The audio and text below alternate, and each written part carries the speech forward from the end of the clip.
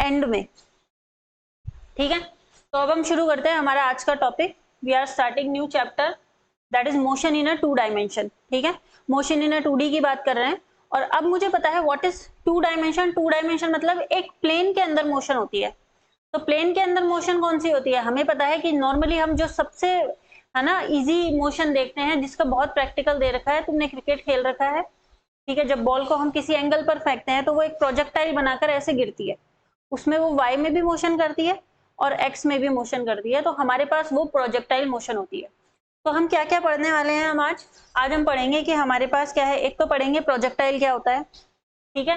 फिर हम पढ़ेंगे कि भैया types of projectile motion, motion के हमारे पास कितने टाइप की प्रोजेक्टाइल मोशन है। थर्ड हम पढ़ेंगे कि हमारे पास क्या है ऑब्लिक्यू प्रोजेक्टाइल, यानी 3 टाइप की में से फर्स्ट टाइप की प्रोजेक्टाइल मोशन को हम स्टडी करेंगे। तो चलो शुरू करते हैं हमारे पास प्रोजेक्टाइल की। प्रोजेक्टाइल मोशन क्या हो गया, ठीक है। प्रोजेक्टाइल मोशन हो गया कि भैया हमारे पास a body which is in flight through the atmosphere under the effect of gravity. Normally हम क्या करते हैं, ग्रेविटी के इफेक्ट के अंदर अगर हम मोशन करते हैं तो हमारे पास नॉर्मल प्रोजेक्टाइल हम उसे ही लेते हैं। बॉल को फेंकते हैं, हमने तो कोई एक्सीलरेशन नहीं दिया, हमने बस किसी थीटा एंगल पे एक फिक्स वेलोसिटी से उसको फेंक दिया। अब जैसे ही फेंकोगे तो उसके ऊपर नीचे क्या लगेगा, ग्रेविटी। ग्रेविटी लगेगी तो हम जो नॉर्मली पढ़ते हैं वो यही पढ़ते हैं कि भैया ग्रेविटी के अंडर हमारे पास जब भी प्रोजेक्टाइल बनता है, तो जैसे मान लो ये मेरे पास अर्थ का प्लेन है, यहां से मैंने किसी बॉल को ऐसे फेंक दिया, अब वो ऊपर जाएगी तो उसके ऊपर नीचे क्या लगेगा, जी लगेगा, ग्रेविटेशनल एक्सेलरेशन। तो उसका पाथ ऐसे मुड़ के ऐसे हो जाता है। दिस टाइप ऑफ पाथ और this type of motion is known as projectile motion. अब ये बहुत उस पे होता है, जरूरी नहीं है तुम किसी उससे फेंको। मान लो हॉरिजॉन्टल वेलोसिटी के अंदर किसी कार से चलते हुए तुमने कोई ऑब्जेक्ट छोड़ दिया, ठीक है। हम क्या कर रहे थे, किसी कार में चल रहे थे और मेरे पास क्या हुआ, मैंने एकदम, ये मेरे पास कार की खिड़की है, मैंने बाहर एक ऑब्जेक्ट को फेंका यहां पर, ठीक है। तो उसकी वेलोसिटी क्या होगी, अगर कार इस डायरेक्शन में चल रही है तो इसकी रिलेटिव वेलोसिटी इस डायरेक्शन में होगी। इस डायरेक्शन में होगी तो वो ऐसे जाएगा, लेकिन नीचे तो ग्रेविटी लग रही है, ग्रेविटेशनल एक्सेलरेशन अप्लाई हो रहा है, तो वो ऑब्जेक्ट नीचे इस तरह उसका पाथ हो जाएगा। This is also one type of projectile motion. तो हमारे पास कौन कौन से एग्जाम्पल हो सकते हैं, जैसे मान लो मैंने किसी एरोप्लेन से कोई बॉम्ब फेंका या कोई ऑब्जेक्ट गिराया, ठीक है। A bullet fired from a gun, हम गन से कोई बुलेट फायर करें, या कार की खिड़की से हमारे पास जो है कुछ फेंके। एन एरो रिलीज फ्रॉम बो, हम कोई एरो छोड़ते हैं या फिर हम इस तरह भी किसी चीज पे निशाना मारते हैं तो वो नीचे हॉरिजॉन्टली नीचे जाता है वो। A javelin throw by an athlete, तो ये सारे के सारे हमारे पास क्या प्रोजेक्टाइल मोशन के एग्जाम्पल है। तो हमारे पास कौन कौन सी प्रोजेक्टाइल मोशन होती है, हमारे पास होती है, we have 3 types of projectile motion, ठीक है। टाइप्स ऑफ प्रोजेक्टाइल मोशन, तो फर्स्ट टाइप कौन सी होती है, फर्स्ट टाइप होती है ऑब्लिक्यू प्रोजेक्टाइल मोशन। ये तुमने आराम से पढ़ा हुआ है, वही नॉर्मल देखा हुआ भी है, क्रिकेट में नॉर्मली इसी तरह फेंकते हैं। तो ये हो गई तुम्हारे पास oblique projectile motion. Horizontal projectile motion, इसके भी हमने बहुत सारे एग्जाम्पल करे हुए हैं हॉरिजॉन्टल प्रोजेक्टाइल मोशन के, ठीक है। टाइप्स ऑफ प्रोजेक्टाइल कितने टाइप्स की हो गई, हमारे पास 3 टाइप्स की हो गई। यानी हमने किसी कार की खिड़की से या किसी हॉरिजॉन्टल प्लेन से, किसी बिल्डिंग से किसी ऑब्जेक्ट को सीधी वेलोसिटी देकर फेंक दिया, तो जो पाथ होगा वो इस तरह का पाथ होता है। हमारे पास ऑब्जेक्ट ऐसे नीचे गिरता है ऐसे, ये वाला पाथ जो होता है हमारे पास हॉरिजॉन्टल प्रोजेक्टाइल मोशन होता है। जबकि मैंने अगर किसी इंक्लाइंड प्लेन पे फेंका, मान लो ये मेरे पास अर्थ का प्लेन है और मैंने इस इंक्लाइंड प्लेन पर किसी ऑब्जेक्ट को फेंका, तो अगर किसी ऑब्जेक्ट को फेंका तो हमारे पास जो मोशन होगी उसकी थोड़ी ऐसी वाली मोशन होगी, बनेगा तो प्रोजेक्टाइल ही। तो इस तरह की मोशन को हम बोलते हैं इंक्लाइंड प्रोजेक्टाइल मोशन। तो ये तुम्हारे पास 3 टाइप की प्रोजेक्टाइल मोशन हो गई, फर्स्ट, सेकंड, थर्ड। इन दोनों को काफी देखा हुआ है। थर्ड कहाँ काम आती है, ज्यादातर आर्मी में काम आती है इंक्लाइंड मोशन, ठीक है। इंक्लाइंड प्लेन पे किसी ऐसे उबड़ खाबड़ या पथरीले रास्ते पर या कहीं आर्मी को बॉम्ब गिराना हो, ठीक है, और वो इंक्लाइंड प्लेन है, तो वहां जो कैलकुलेशन होती है वो इंक्लाइंड से होती है। तो ये ज्यादातर उसके लिए इंपॉर्टेंट होता है इंक्लाइंड प्लेन ऑफ मोशन। हमारे भी थोड़े बहुत क्वेश्चन आते हैं, ठीक है, लेकिन हमारे इतने ज्यादा टफ नहीं आते इंक्लाइंड के अंदर। समझ में आया। 3 टाइप ऑफ प्रोजेक्टाइल मोशन कौन कौन सी हो गई हमारे पास, ऑब्लिक्यू, हॉरिजॉन्टल एंड इंक्लाइंड मोशन। ठीक है, अब हम बात करते हैं नेक्स्ट की हमारे पास, क्योंकि ये प्लेन अर्थ से ऐसे है ना, जैसे तुमने वो देखी हुई है, अपनी स्लाइड देखी हुई है, किसी भी स्लाइड पर खड़े होना और नीचे बॉल को फेंकना, ठीक है, बच्चों वाली या किसी के भी पर भी खड़े हो गए तो वो ऐसे स्लांटेड रहती है, ठीक है, हमारे पास क्या रहता है, वो थोड़ी स्लांटेड रहती है ऐसे। अब वो अगर ऐसे स्लांटेड है, उस पर तुम यहाँ खड़े हो गए और तुमको नीचे बॉल फेंकना है, तो तुम क्या करोगे, उसको ऐसे फेंकोगे तो ऐसा पाथ बनेगा। अब वहां कैलकुलेशन करने के लिए तुम्हें ये थीटा तो चाहिए ही चाहिए, ठीक है, क्यों, क्योंकि जब भी हमें ये ऑब्जेक्ट यहीं जाकर गिरेगा, यहाँ नहीं गिरेगा, या इससे आगे नहीं गिरेगा, यही तो कैलकुलेशन करनी है। मान लो किसी पहाड़ी पे है कोई आर्मी का, है ना, हमारे पास बंकर, वहां से नीचे वाली पहाड़ी पर उसको बम फेंकना है एकदम नीचे तलहटी में, तो उसको ये लेंथ कैलकुलेट करनी पड़ेगी ना, फिक्स उसी जगह पे डालेगा वो, तो आगे पीछे तो डाल नहीं सकता, नहीं तो उसका तो निशाना चूक जाएगा। तो वो कैलकुलेशन के लिए उसको थीटा भी पता होना चाहिए, तभी वो जाके अपने एग्जैक्ट पोजीशन पे निशाना लगा पाएगा। तो वहां जो हमारे पास कैलकुलेशन होती है वो थीटा उसमें नेसेसरी होता है, इसीलिए मैंने यहाँ थीटा बनाया था कि भैया ये जो मेरा हॉरिजॉन्टल प्लेन है उससे थीटा एंगल पे इंक्लाइंड है। समझ में आया? अब हम बात करते हैं हमारे आगे की, तो हमारे पास क्या हो गया, ठीक है, तो फिर हम ऑब्लिक्यू की बात करते हैं। सबसे पहला जो हमारे पास इंक्लाइंड मोशन है, ठीक है, तो सबसे पहला कौन सा हो गया हमारे पास, ऑब्लिक्यू। ऑब्लिक्यू मोशन में क्या होता है, in projectile motion horizontal component of velocity u cos theta, ये u cos थीटा है भाई,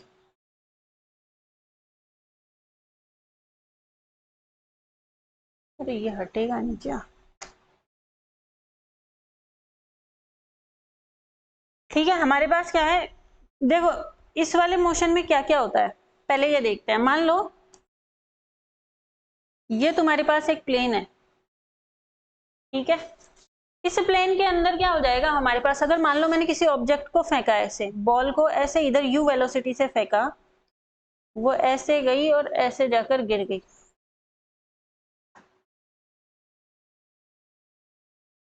ठीक है, तो मेरे पास इसका हॉरिजॉन्टल कंपोनेंट क्या होगा, अगर इसने यहाँ एंगल थीटा बना रखा है, if this is angle is theta, then in this direction there will be u cos theta and in this direction there will be u sin theta। तो इसका हॉरिजॉन्टल कंपोनेंट क्या हो जाएगा, horizontal component of velocity will be u cos theta, and acceleration क्या लग रहा है इस पे, ऑब्वियसली किसी भी पॉइंट पर एक्सेलरेशन देखोगे तो नीचे g लग रहा है, तो एक्सेलरेशन इसका g होगा, ठीक है, इसकी मैकेनिकल एनर्जी जो होगी वो कांस्टेंट रहेगी, speed, velocity, vertical component of velocity, vertical component क्या है इसकी, u sin theta, momentum, kinetic energy, potential energy, all changes जो है वो हम तुम्हारे पास ऑब्लिक्यू प्रोजेक्टाइल मोशन में पढ़ते हैं। Velocity and kinetic energy are maximum at the point of projectile of projection while minimum but not zero at highest point. चलो इधर देखते हैं एक्चुअली में बोल क्या रहा है, ये बोल रहा है कि भैया मैंने ये कर दिया ना इसको, क्या एक्स में एक्सेलरेशन लग रहा है, अगर मैं बोलूं इनिशियल, इनिशियल एक्स के अंदर इनिशियल वेलोसिटी क्या है, u cos थीटा, तो x के अंदर इनिशियल एक्सेलरेशन क्या है, x में तो है ही नहीं, है क्या, कहाँ है एक्सेलरेशन, कहाँ है,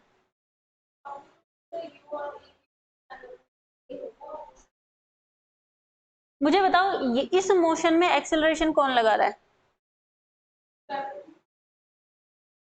ग्रेविटी, और ग्रेविटी किस डायरेक्शन में लगा रही है, नीचे, और नीचे क्या है माइनस वाई, अगर ऊपर प्लस वाई मान रहे हो तो नीचे माइनस वाई, एक्स में एक्सेलरेशन लग रहा है क्या, नहीं लग रहा ना, तो एक्स में नहीं लग रहा, वाई डायरेक्शन में लग रहा है, तो एक्स के अंदर एक्सेलरेशन क्या है, जीरो, वाई के अंदर इनिशियल वेलोसिटी क्या है, u sin थीटा, वाई के अंदर एक्सेलरेशन क्या है, g या माइनस जी, नीचे की डायरेक्शन में लग रहा है, समझ में आ गया। तो इसका मतलब है किसी भी पॉइंट पर क्या x के अंदर जो वेलोसिटी है वो चेंज होगी, वेलोसिटी चेंज कौन करता है, acceleration, that means at any point हमारे पास वेलोसिटी जो है वो बिल्कुल भी चेंज नहीं होगी ना।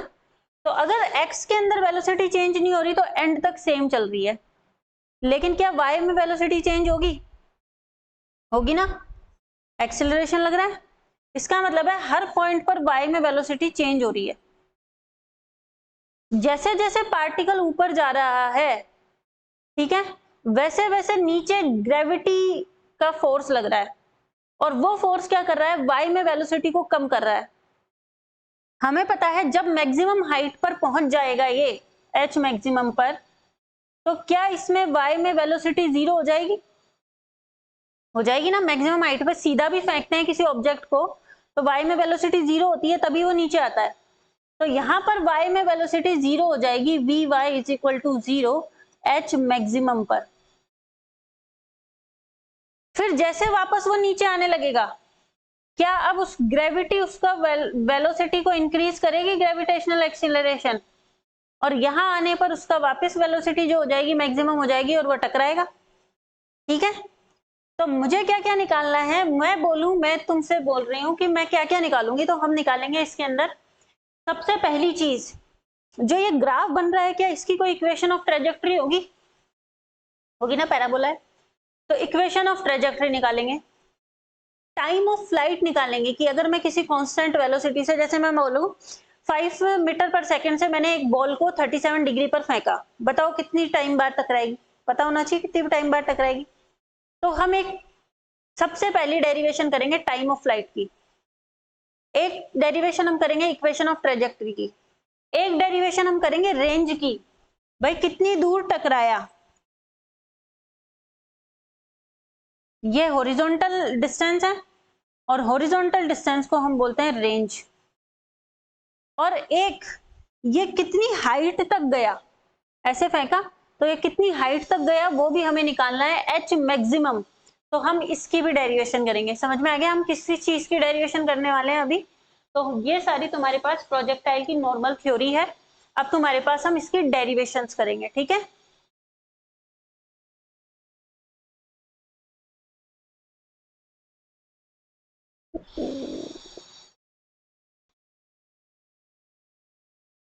तो चलो इक्वेशन ऑफ ट्रेजेक्टरी निकालेंगे। क्या इक्वेशन ऑफ ट्रेजेक्टरी निकालना मैंने तुम्हें सिखाया है? What is equation of trajectory? Relation between x and y, इसी को बोलते हैं ना।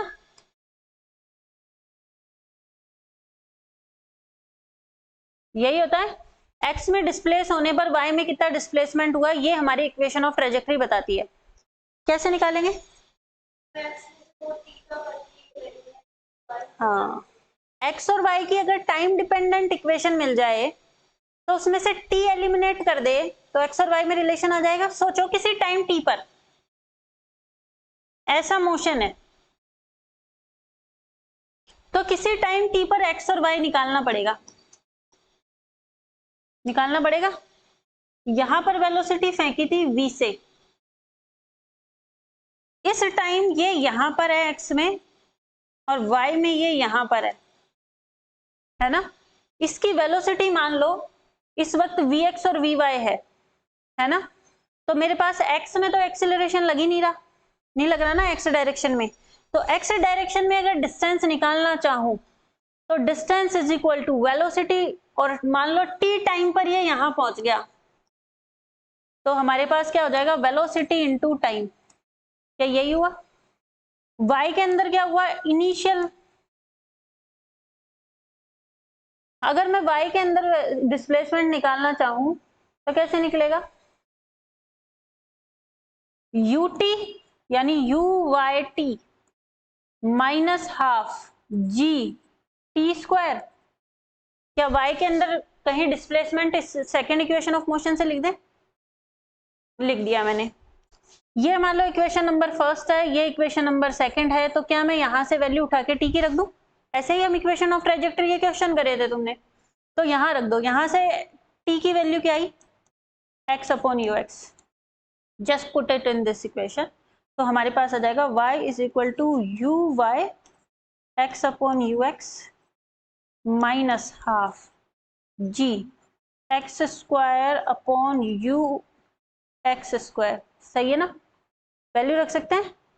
रख दो u sin theta upon u cos theta, u से u कैंसिल आउट हो गया, sin theta upon cos theta क्या हो गया tan थीटा, तो यहां से क्या हो गया x tan थीटा। बहुत सिंपल डेरिवेशन है, ट्रेजेक्ट्री के क्वेश्चन कर लिए जिसको तो सिंपल ही है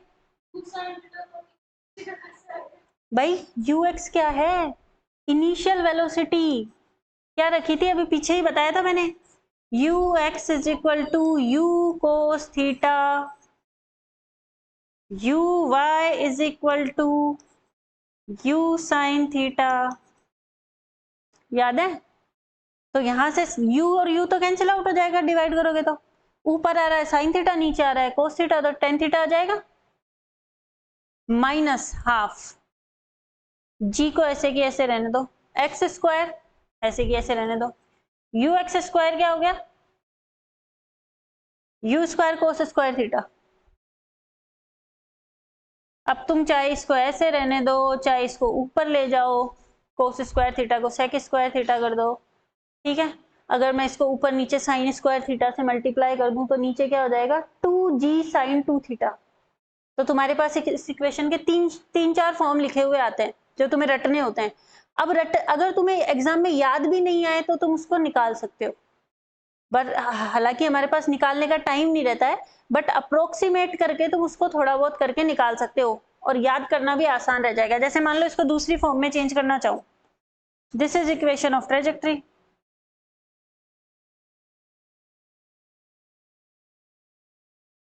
इसको दूसरी फॉर्म में चेंज करना चाहूं तो कोस स्क्वायर थीटा को सेक स्क्वायर थीटा लिख दो, ऐसे हो जाएगा एक्स टेन थीटा माइनस जी एक्स स्क्वायर, 2 है साथ में, ऊपर नीचे साइन स्क्वायर थीटा का मल्टीप्लाई कर दिया, साइन स्क्वायर थीटा, ठीक है। साथ में क्या करूं 2 का भी मल्टीप्लाई कर सकती हूं मैं ऊपर नीचे, तो ये हो जाएगा 4 you square sine square theta cos square theta, ये हो जाएगा। क्या मैं ऐसे लिख सकती हूँ उसको साइन स्क्वायर थीटा और 2 साइन थीटा कोस थीटा को क्या लिख सकते हैं साइन 2 थीटा, तो यहाँ पर क्या हो जाएगा साइन 2 थीटा का स्क्वायर हो जाएगा ना। तो हम इस इक्वेशन को इस तरह लिख सकते हैं, वो हमारे पास हो जाएगा x tan theta minus 2g x square sine square theta upon यहाँ से आ जाएगा u square sine 2 theta sine square 2 theta. और भी इसको अलग अलग फॉर्म में चेंज कर सकते हैं, ठीक है। अभी हम रहने देते हैं इसको, सेक स्क्वायर थीटा में भी लिख सकते हैं, जैसा क्वेश्चन में तुम्हें थीटा गिवन हो या कोई डेरिवेशन का क्वेश्चन आ जाए उसमें तुम्हें करना हो, वैसे ही हम इसकी फॉर्म चेंज कर सकते हैं। तुम्हें क्या याद रखना है, इक्वेशन ऑफ ट्रेजेक्ट्री निकलेगी कैसे, निकालने का भी पता कर सकते हैं। हमें याद है ट्रेजेक्ट्री के क्वेश्चन में एक्स और वाई में रिलेशन निकाला जाता है, इसीलिए हम क्या करेंगे, एक्स के अंदर मुझे पता है displacement u x t, y में हमारे पास सेकेंड इक्वेशन ऑफ मोशन से मैंने लगा दिया u y t minus half g t square, t की वैल्यू उसमें से निकालकर इसमें पुट कर दी, तो मेरे पास क्या आ जाएगा टी इज इक्वल, मेरे पास इक्वेशन ऑफ ट्रेजेक्ट्री आ जाएगी। समझ में आ गया, कोई दिक्कत है इक्वेशन ऑफ ट्रेजेक्ट्री में किसी को?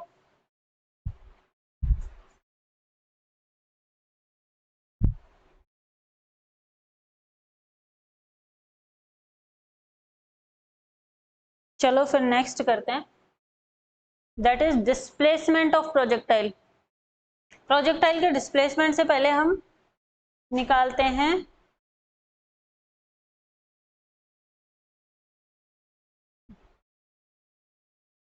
टाइम ऑफ फ्लाइट, निकालो। कैसे निकालोगे वो बाद में निकालेंगे, पीछे वाले पहले इजी इजी वाले निकालते हैं। टाइम ऑफ फ्लाइट कैसे निकाल सकते हैं, टाइम ऑफ फ्लाइट किसी को पता है? वही वापस अपने प्रोजेक्टाइल पे जाओ। टाइम ऑफ फ्लाइट निकालने के लिए कभी भी कोई डेरिवेशन करनी हो या क्वेश्चन करना हो तो सॉल्व करने के लिए कंडीशंस देखते हैं। ये टाइम ऑफ फ्लाइट पूरी मोशन की निकाल रहे हैं, यहां से यहां गया, जब क्या जीरो हो गया, क्या कुछ ऐसा जीरो हो सकता है? फाइनल वेलोसिटी तो जीरो नहीं हुई, टकराएगी जब तो उसकी कोई ना कोई वेलोसिटी है, बताओ। नहीं, नहीं होती। कभी भी कोई बॉल अगर टकराती है तो क्या उसकी वेलोसिटी जीरो हो जाती है? अगर कोई भी बॉल टकराती है तो वो रेस्ट पे नहीं आती है, वो वापस टकराती है जमीन से, फिर ऊपर आती है, फिर एक बार टकराती है। जब तक टकराती है तब तक उसकी वेलोसिटी जीरो नहीं हो जाती। और ऐसा एक क्वेश्चन भी गिवन है तुम्हारे, तुमको करवाऊंगी क्वेश्चन, उसमें यही कहता है मैंने इस वेलोसिटी से फेंका, ठीक है। मान लो तुमसे ऐसे पूछे कि है ना, मैं एक बॉल को फेंक रही हूँ, ठीक है, मैंने एक बॉल को फेंका हॉरिजॉन्टल, ठीक है, मान लो मैंने उसको फेंका 2 मीटर पर सेकंड से, ऐसे वो नीचे गई। या मैंने ऐसे बोला मैंने एक बॉल को फ्री फॉल करवाया, चलो ये भी छोड़ो, ठीक है, मान लो मैंने उसको 60 मीटर की हाइट से गिराया। जब वो जमीन पे जाएगी तो वो टकराएगी। हर बार जब वो टकराती है तो वो अपनी वेलोसिटी का 1/4 पार्ट खो देती है। क्या कर देती है? उसका लॉस हो जाता है। तो बताओ कितनी बार वो जमीन से कोलाइड करेगी? या फिर मैं तुमसे पूछूं, ये बताओ हर बार ये होगा तो मुझे बताओ कि थर्ड टाइम जब वो टकराएगी तो उसकी वेलोसिटी कितनी होगी? क्या निकाल सकते हो ऐसा क्वेश्चन? सिंपल है। इसमें क्या हुआ, जब तुमने ऊपर से फेंका तो उसकी वेलोसिटी थी 0, जब वो नीचे टकराई तो उसकी वेलोसिटी क्या हो जाएगी? v बराबर u प्लस ए टी। तो u तो हटा दो, at हो गया v बराबर at, यानी a की जगह g आ गया, यानी v बराबर gt से टकराएगी वो। अब मान लो नीचे टकराने में उसे 2 सेकंड लग रहे हैं, तो उसकी वेलोसिटी फर्स्ट टाइम टकराएगी जब कितनी थी? 20 मीटर पर सेकंड। जैसे ही वो टकराई उसने अपना 1/4 पार्ट खो दिया, यानी 5 मीटर पर सेकंड खो दिया उसने। अब वो ऊपर कितनी वेलोसिटी से जाएगी? 15 से। जब तक ऊपर आएगी जब तक वो 0 नहीं हो जाएगी, फिर वो वापस आएगी, टकराएगी 15 से, टकराएगी ना, नीचे आते वक्त वही वेलोसिटी हो जाएगी, क्योंकि और कोई एक्सेलरेशन है नहीं, जी है बस। तो जी जितना ऊपर जाते हुए कम करेगा उतना ही ऊपर जाते हुए बढ़ा देगा, नीचे जाते हुए बढ़ा देगा। तो वो वापस आकर टकराएगी, तो वो कितनी से टकराएगी? 10 से। भाई 15 से टकराएगी, 5 कम हो गया, तो अब 5 कम नहीं होगा, अब उसकी वेलोसिटी 15 है, तो 15 का 1/4 कम होगा, होगा ना। अब जब वो 15 का 1/4 कितना हो जाएगा? 3 पॉइंट समथिंग हो जाएगा, ठीक है। तो अगर मेरे पास इतना हो जाए, 3.5 के आसपास होगा, ये मान लेते हैं 3.5 मीटर पर सेकंड इसका कम हो गया, यानी वेलोसिटी हमारे पास कितनी बच गई? 3.5 कम हो गया तो 11.5 बच गई मान लो। अब 11.5 से वो ऊपर गई, मुझसे क्या बोल रहा था, जब वो थर्ड टाइम टकराएगी तो उसकी वेलोसिटी कितनी होगी टकराने के बाद? जब वो ऊपर गई तो वो 11.5 से गई, वापस आई 11.5 से टकराई, टकराई ना। अब थर्ड बार टकराने के बाद उसकी कितनी कम हो गई? वही 1/4, यानी 11.5 का 1/4 पार्ट कम हो गया। इसका मतलब है आंसर कितना आएगा? अब तुम जो 1/4 निकालोगे ना वो आंसर आएगा माइनस करके। समझ में आया? तो एक्चुअली में जब नीचे टकराते हैं तो वेलोसिटी 0 थोड़ी ना होती है। यहां तो क्या 0 हो रहा है? क्या उसकी y में हाइट कम हो रही है क्या? देखो पहले यहां से गया, यहां पर y में मैक्सिमम हो गई, फिर जैसे ही वापस नीचे आया y में हाइट 0 हो गई, तो y में डिस्प्लेसमेंट क्या हो जाता है? 0। y में डिस्प्लेसमेंट 0 हो जाता है। तो टाइम ऑफ फ्लाइट कब निकाला जाता है? जब y में डिस्प्लेसमेंट 0 हो जाए, यानी y बराबर ut minus g t square by 2 is equal to 0। ले जाओ उसको, ये यू वाई होगा, तो हमारे पास t की वैल्यू आ जाएगी, वो हो जाएगी 2u/g। ठीक है, हाँ 2u sin थीटा बाई जी, बस।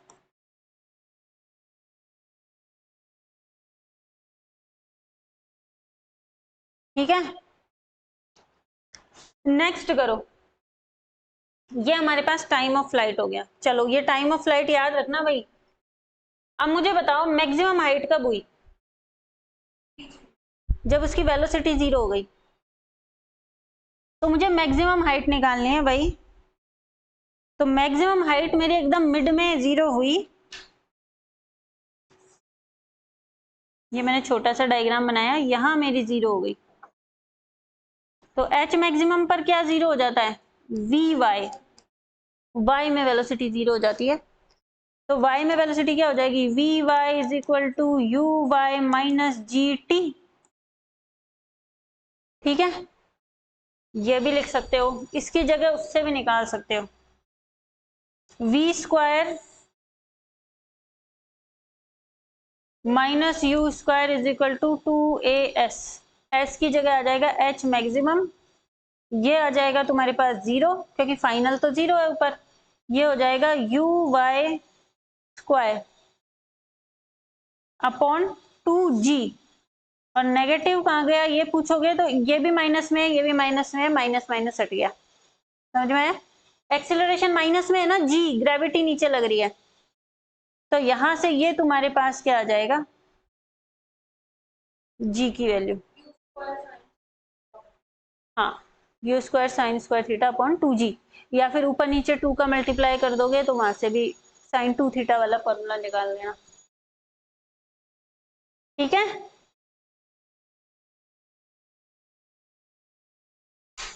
आगे करें, तो चलो रेंज निकालते हैं।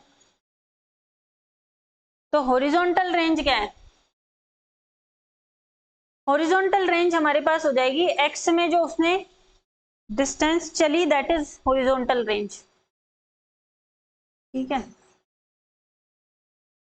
तो एक्स में जो वो वेलोसिटी चल रहा है वो हमारे पास हॉरिजॉन्टल रेंज है, ये वाली।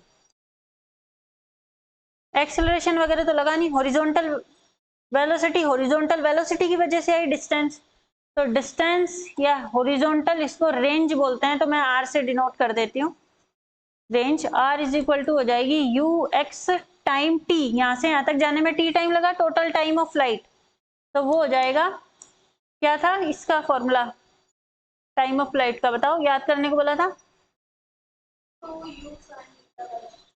हाँ, या फिर यू बाय यू एक्स